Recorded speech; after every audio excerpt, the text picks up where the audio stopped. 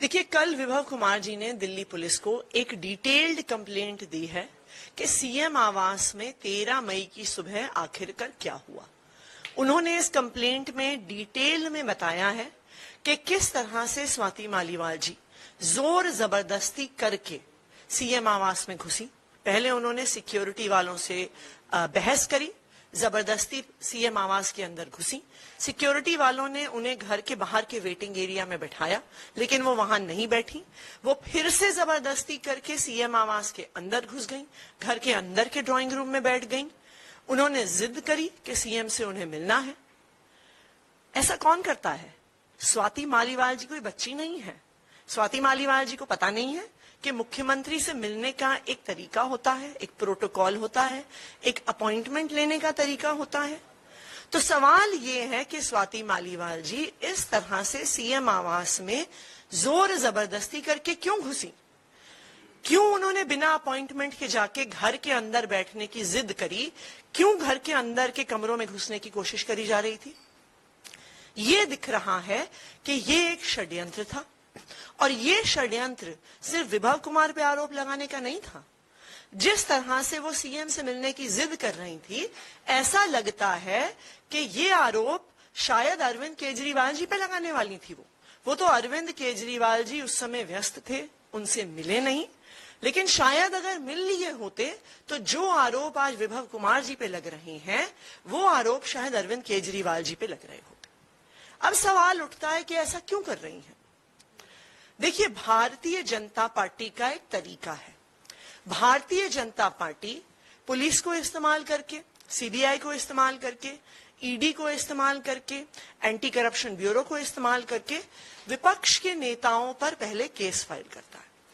उस केस के आधार पर उनको जेल भेजने की धमकी देता है, और उस धमकी के आधार पर उनको ब्लैकमेल किया जाता है, उन पर स्क्रू टाइट किया जाता है।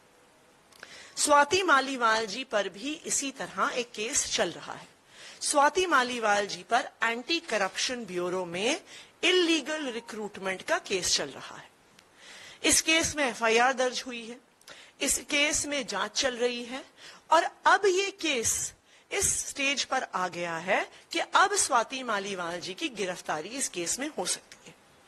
तो इसलिए ये दिख रहा है कि भारतीय जनता पार्टी ने अपना नॉर्मल फॉर्मूला इस्तेमाल करके स्वाति मालीवाल जी को शायद ब्लैकमेल किया, इस षड्यंत्र का चेहरा बनाया, इस षड्यंत्र का मोहरा बनाया, और उनके माध्यम से फिर मुख्यमंत्री के खिलाफ ये साजिश रची गई, जिसमें स्वाति मालीवाल जी जोर जबरदस्ती करके मुख्यमंत्री आवास में घुसी।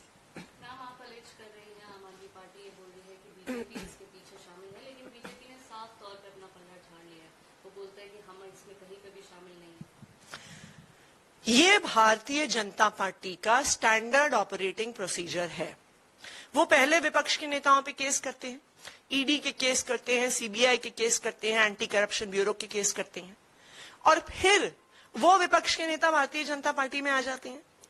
अगर भारतीय जनता पार्टी का ऐसे मामलों से कोई लेना देना नहीं होता तो अजीत पवार कैसे आए भारतीय जनता पार्टी में?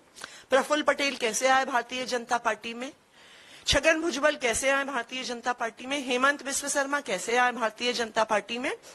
ये बिल्कुल साफ साफ है कि वो ऐसे लोग थे जिन पर CBI, ED, anti corruption bureau के केस चल रहे थे, जो केस खत्म होने वाले थे, जो अपनी क्लोजर पर पहुंचने वाले थे, जिनमें गिरफ्तारियां होने वाली थी। और बिल्कुल वैसा ही मामला स्वाति मालीवाल जी के एंटी करप्शन ब्यूरो के केस में है, इलीगल रिक्रूटमेंट के केस में है। स्वाति मालीवाल जी को गिरफ्तारी की धमकी दी गई होगी, जिसके आधार पर यह सारा षड्यंत्र रचा गया।